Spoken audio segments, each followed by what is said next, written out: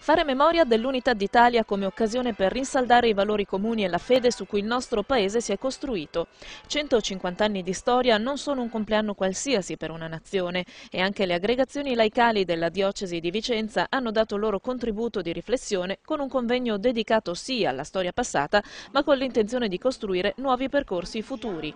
Essere una celebrazione, un anniversario che non potevamo trascurare di prendere in considerazione anche per recuperare quello che può essere proprio il ruolo dei cattolici all'interno di questa unità in un momento anche di forti tensioni e di disorientamento.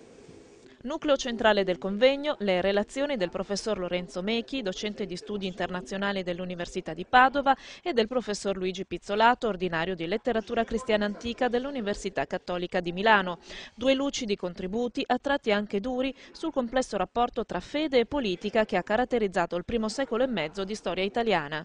Cercando di mettere in luce come vi siano sempre state delle debolezze molto visibili di questa presenza e spesso dipendenti da delle carenze nella costruzione italiana, nella struttura dello Stato stesso. Questo perché molto spesso non si sono voluti ad esempio affrontare problematiche che all'interno dello Stato esistevano in virtù del voler mantenere determinate situazioni perché facevano comodo sul piano politico o da altri punti di vista.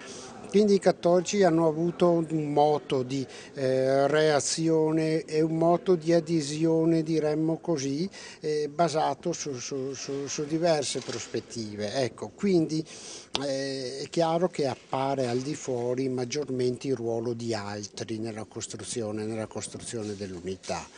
E però è anche significativo che il progresso della coscienza, il progresso della riflessione tra politica e fede è avvenuto proprio in questo periodo, è cominciato in questo periodo dei cattolici italiani. Al convegno è seguito un dibattito tra relatori e pubblico per trasporre in consigli pratici il contributo di idee scaturite dalla mattinata. Sviluppare il concetto di cittadinanza, credo che sia questo il tema sostanziale sul quale i cattolici devono lavorare. Il rischio può essere quello di separare fede politica da un lato e dall'altro di trarre direttamente dalla fede delle soluzioni politiche, quando invece sappiamo che la stessa fede può animare soluzioni politiche diverse, come peraltro ci insegna il Concilio Vaticano II. È evidente che portiamo una nostra specifica sensibilità, che è quella che riguarda appunto la rappresentanza del mondo del lavoro e della cittadinanza attiva.